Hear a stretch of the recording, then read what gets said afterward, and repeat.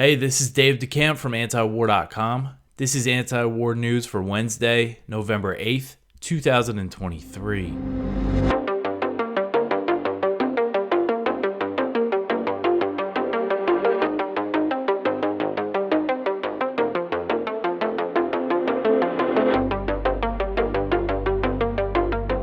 All right, the first story at the top of antiwar.com today, the U.S. says that Israel has killed thousands of civilians. So the White House acknowledged on Monday that the U.S.-backed Israeli assault on Gaza has killed many, many thousands of innocent people. And those were the words used by John Kirby, the spokesman for the White House National Security Council.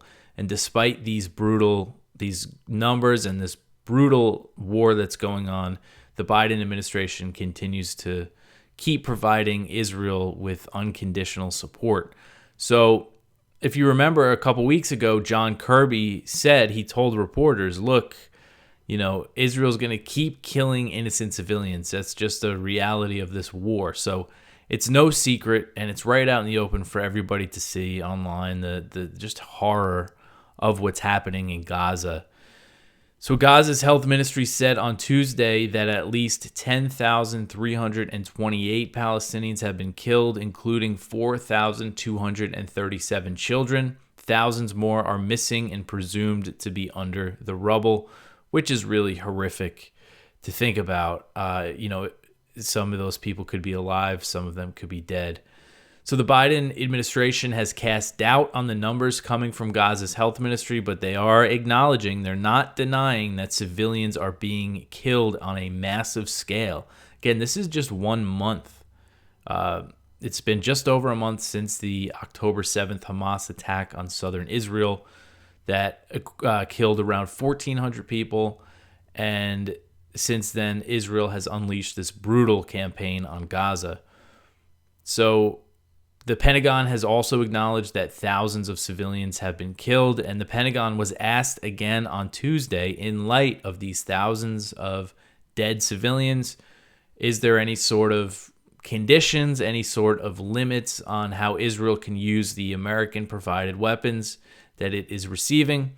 And Pentagon spokeswoman Sabrina Singh said, quote, "We don't put conditions on weapons that we're sending or that Israel is using," end quote. So again, it's unconditional. The administration is also refusing to disclose the types of weapons that it is sending to Israel.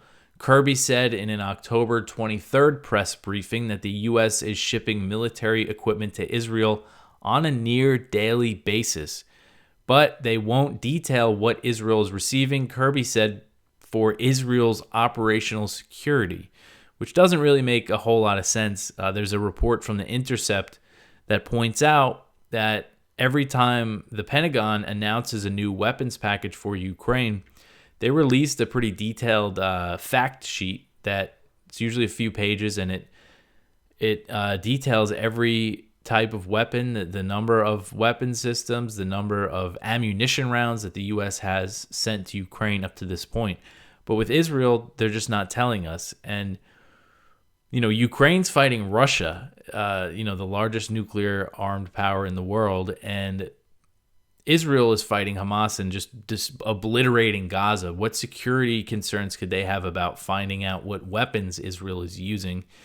I think it's clear that it's just they don't want the public to know all of the types of bombs that they're giving Israel to drop on Gaza. That's what it seems like to me, at least. And also, it's not clear how they're paying for this. I know they said there's a $100 million fund available for the drawdown authority for Israel, but I mean, if they're shipping weapons every day, I'm sure that they've burned through that. So that's another big question here: is where is this money coming from? Israel gets $3.8 billion in military aid each year, but it's not the kind of military aid that just lets them ship weapons directly to Israel.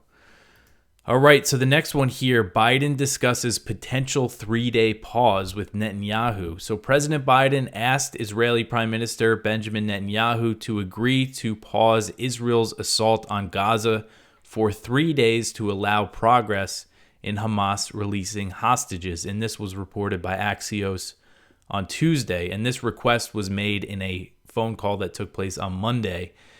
But Israel continues to rebuff U.S. calls for a humanitarian pause in Gaza.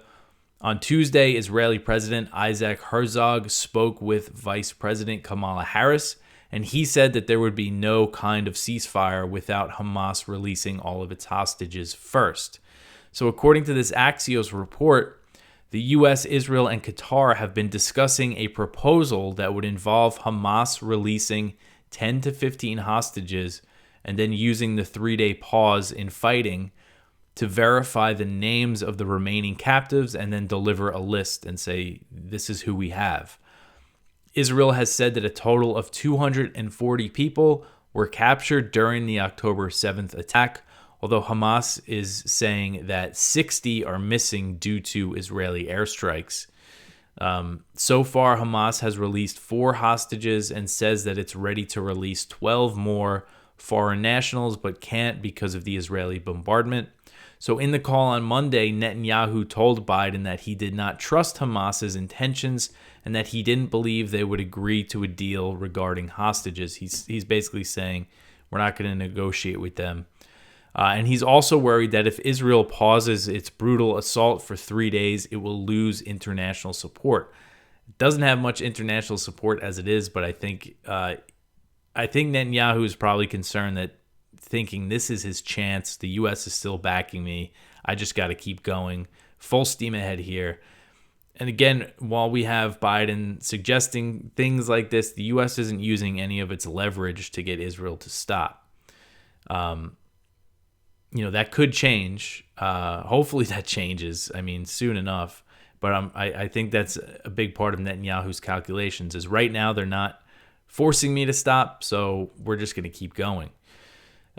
So in an interview with ABC News on Monday, Netanyahu said that he is open to little pauses, but not a ceasefire without the release of hostages first. And the Biden administration has refused to use the term ceasefire. A 3-day pause in fighting, that sounds like a pause in fighting, pause in airstrikes. That sounds like a ceasefire to me, but they still aren't using that term. I think they're just afraid to use it because it might indicate that they don't want to keep backing the war. I think by not using it, they're making it clear that, they're not talking about ending the assault. They're just talking about putting it on pause for a bit and then restarting it after you get some more hostages out. So, but again, it doesn't seem like Netanyahu is going for that. All right, so the next one here, another Palestinian journalist killed in an Israeli airstrike on Gaza. So this article is from Al Jazeera, and it says an Israeli air raid has killed Palestinian journalist Mohammed Abu Hasira along with 42 family members near Gaza City. 42 family members, so 43 people total killed in this airstrike, at least from the same family. And this is according to the Wafa news agency, which is a Palestinian news agency.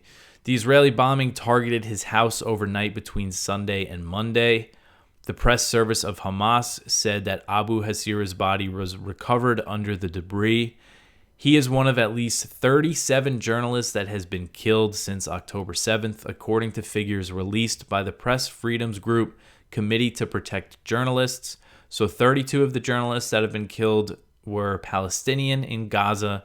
4 were Israelis who were killed during the October 7th attack or the couple days after when there was still fighting going on in southern Israel. And 1 was Lebanese, Reuters journalist who was killed by an Israeli airstrike or shelling. I'm not sure if it was artillery or airstrike, but that happened in Lebanon. On October 25th, an Israeli attack killed the family of Al Jazeera's bureau chief in Gaza, including his wife, son, daughter, grandson, and at least 8 other relatives. So just another slaughter here of this journalist and his family. Those numbers are huge. Over 30 journalists killed. It's just really something. And again, just in a month. All right, so the next one here, Netanyahu envisions an indefinite Gaza occupation. So Israeli Prime Minister Benjamin Netanyahu envisions Israel taking overall security responsibility for the Gaza Strip indefinitely if the Israeli war to destroy Hamas is successful. And he said this in an interview that aired late Monday. So Netanyahu said, quote, "I think Israel will, for an indefinite period, will have overall security responsibility because we've seen what happens when we don't have it. When we don't have that security responsibility, what we have is the eruption of Hamas terror on a scale that we could not imagine," end quote. So what he's saying here is, for Israel to be in charge of security in Gaza indefinitely, that would mean, military occupation. Gaza was under Israeli military occupation for decades. They pulled their troops out in 2005 and then imposed the military blockade in 2007. So it's been under a brutal blockade since then. And it sounds like Netanyahu, if his war against Hamas is successful, he's not going to want to pull his troops out. And I do think the ultimate, what they really want, what Netanyahu and his party wants, is to annex the territory and kick all the Palestinians out. It's pretty clear. The question is if he's going to be able to do that. So when asked if John Kirby was asked if the U.S. would support Netanyahu's vision, and he said that they are still discussing the future of Gaza, of a post-war Gaza.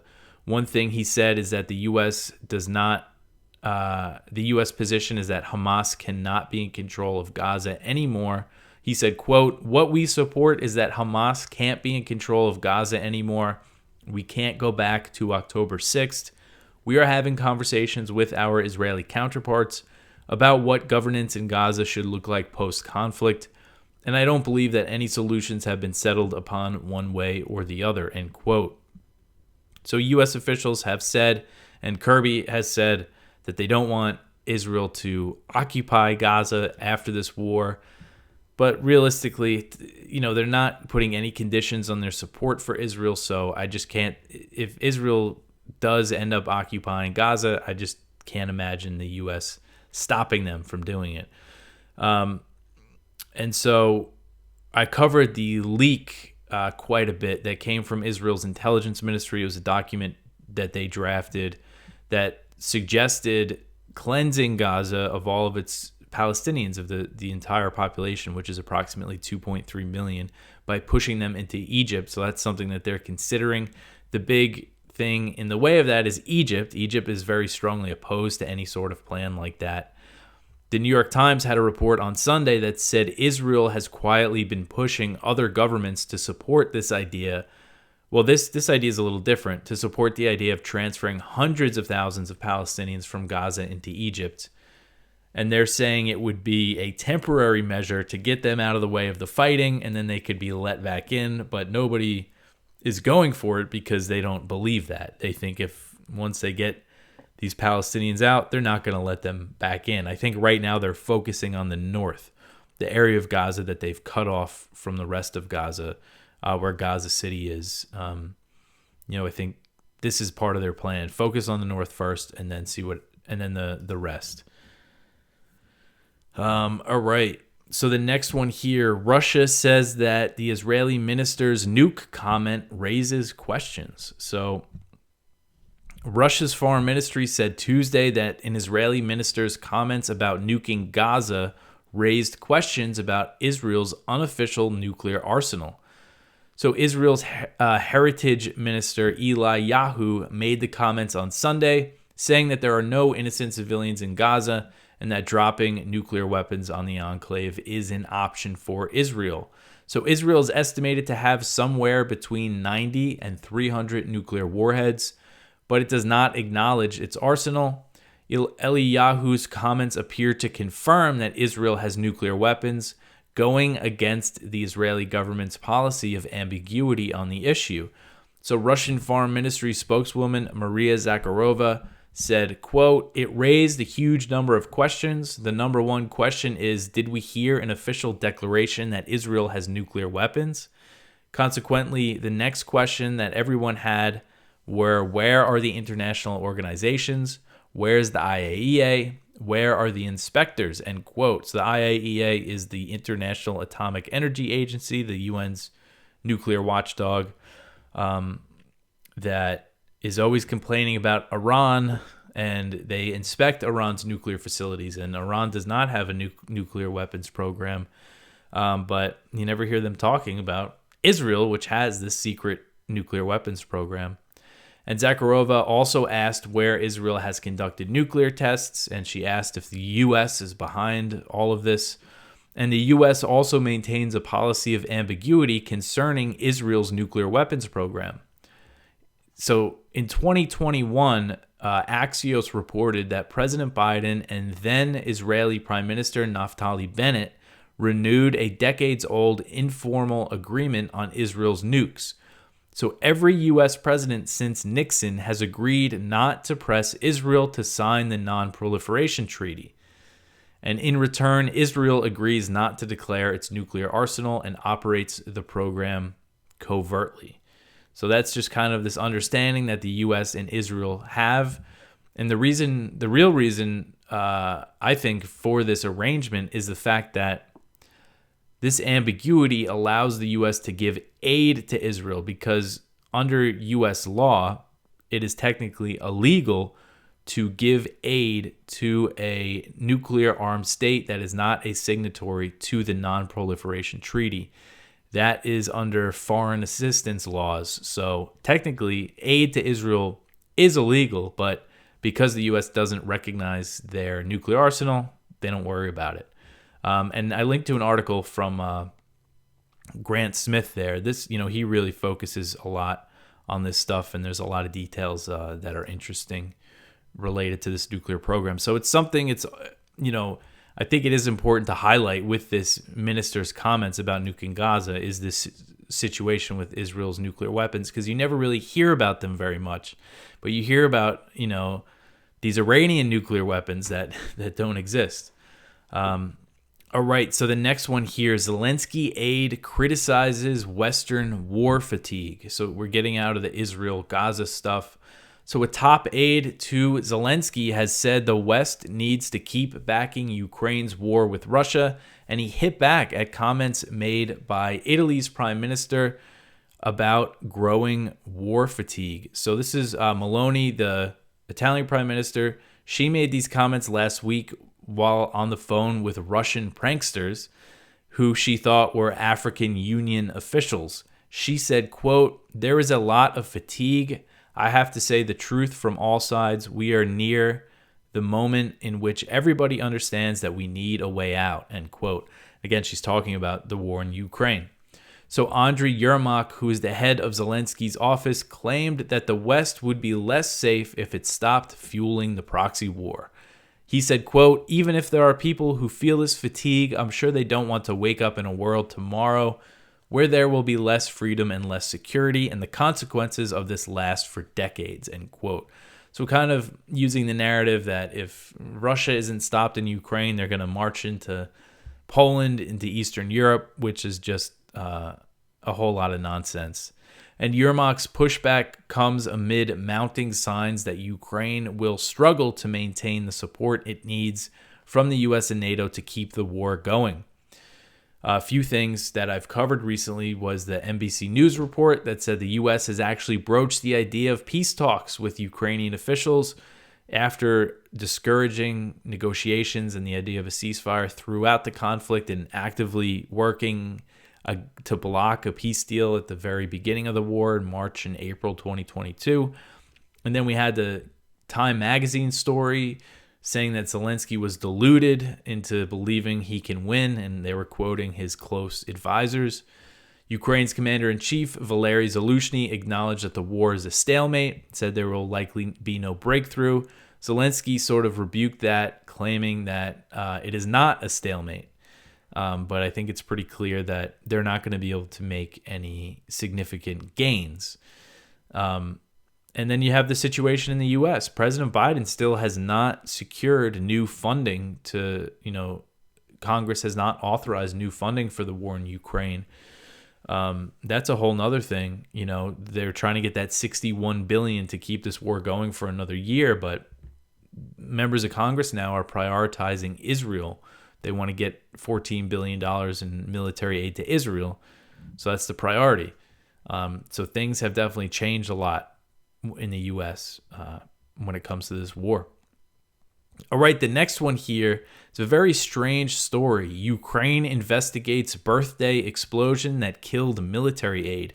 So this article is from the New York Times, and it's about a guy named Major Gennady Chatyakov. I probably butchered his name, but he was an assistant to Valery Zaluzhny, who is the Ukrainian commander-in-chief, the one who said that there was a stalemate. So Chatyakov just was killed in a very strange way. He returned to his house in Kiev on Monday with birthday gifts from his colleague that included a box containing 6 grenades. So it was his birthday, and apparently someone gave him live grenades as a gift. And Ukrainian authorities are claiming that his son kind of picked up one of the grenades and handed it to him. And then when he handed it to him, he pulled the pin and it exploded and he died, and his son was seriously hurt. And it's just a really strange story. And the wife, there was a report in Ukrainian media that said his wife said that he actually was opening a gift and the gift exploded as he opened it. So that's raising questions about, what's the real story here? How did this guy get killed? It's just so hard to believe to me that a military guy would pull a pin on a grenade. I mean, even if you think it's a dud or whatever, like it just seems, it's just hard to believe. It's just a very strange situation, and they're investigating it. And Ukrainian authorities have refrained from portraying the death as a potential assassination or from linking it to Russia's war in Ukraine. So again, just a strange situation. And we know the Ukrainian security services, the intelligence services that have been trained by the CIA, that was recently revealed by that big report in the Washington Post that barely got any attention, that the CIA funded Ukraine's SBU and the military intelligence to the tune of tens of millions of dollars since 2015. They've been involved in assassinations, both in Russian-controlled Ukraine and inside Russian territory. So there's no indication that that's what this was. It's just something to point out because it's just a weird situation. And I know one of the assassinations in St. Petersburg was of a Russian military blogger, and a woman handed him like a figurine at a cafe event where he was speaking or something, and there's a bomb in the figurine, and that's how he was killed. So just something to keep in mind with this kind of strange story. All right. So where were we here? The next one, Russia exits Cold War era pact and NATO suspends participation. So this article is from Kyle Anzalone at the Libertarian Institute. Moscow formally exited the Treaty on Conventional Armed Forces in Europe, the CFE treaty, and NATO announced that it had suspended its participation in the agreement. The Cold War era pact that was signed in 1990, but still the Warsaw Pact existed when it was signed. It limited the deployment of conventional weaponry in Europe, and the treaty has been on life support for over a decade as NATO violated the agreement and Russia suspended its participation in 2007. Russia said NATO expansion violated it, specifically the fact that they were building bases in Romania and Bulgaria. And at the time, NATO claimed, these aren't permanent bases. That's something you still hear when the U.S. is expanding, building these new bases in Poland now. They say, they're not permanent, so it doesn't violate anything. But they're still there. They're not going anywhere anytime soon. So, but on Tuesday, Russia formally exited the treaty, again, after it being suspended since 2007. So even though this treaty wasn't really doing much, it still is just a sign of the lack of arms control agreements between the U.S. and Russia, the lack of dialogue, the lack of trust, just the sorry state of U.S.-Russia relations. So NATO said that it is suspending its participation in the agreement. So even though this treaty wasn't doing much, this still could lead to more military buildups, NATO military buildups in Eastern Europe. All right, so the last story here, U.S. and China hold nuclear arms control talks. So this is some good news, even though, we don't know if there's going to be any sort of progress here. But this article is from the South China Morning Post. And it says that the U.S. called on China to help avert an unconstrained arms race during a rare nuclear discussion between the two sides in Washington on Monday. And the State Department reviewed what they said in this meeting on Tuesday. So the meeting covered issues tied to arms control and non-proliferation. It was called Candid and In-Depth, according to a readout released on Tuesday, adding it was part of ongoing efforts to maintain open lines of communication and responsibly manage the bilateral relationship. The talks are the first of their kind since 2019, and they came as the U.S. has repeatedly voiced its concern about Beijing's rapid expansion of its nuclear arsenal, and they've accused China of not engaging in substantive arms control discussions. One thing the U.S. always tried to do was get China in on arms control talks with the U.S. and Russia, sort of a trilateral situation, but China only has a few hundred nukes. The U.S. and Russia each have about 6,000, so they just have a fraction of their nuclear arsenal. So it wouldn't make sense for China to do that. The U.S. is claiming that China is rapidly building up its nuclear arsenal. We know China is definitely building up its military, but we don't know exactly if they really are expanding their nuclear arsenal as much as the U.S. says that they are. But I think arms control talks are always good. Hopefully it's not just talking for the sake of talking like a lot of the U.S.-China engagement seems like it has been lately. They certainly could work out agreements for deployments in Southeast Asia. Although, on the other hand, China might not go for that because the U.S. is the one that's in their backyard over there. But we'll see, if this gets anywhere. But that is it for the news for today. Please go check out our Viewpoints. We have one from David Gornatsky, The Haunting of Christ in the Holy Land. One from James Carden, U.S. Foreign Policy Has Come Full Circle. One from Caitlin Johnstone, Countering Islamophobia While Incinerating Gaza is the Most Biden Thing Ever. One from Norman Solomon, Israel's Military is Part of the U.S. War Machine. And one from Brad Pierce, U.S. Out of Africa Now. That sounds good to me. But that is it. Go check out our blog. See all the stuff we have posted in the lower half of the page. But yeah. You could always help this show out just by sharing it, subscribing on YouTube, Odyssey, or Rumble, wherever you prefer to watch. Follow me on Twitter @DeCampDave. All that stuff. I'll be back tomorrow with some more news for you. Thanks for listening.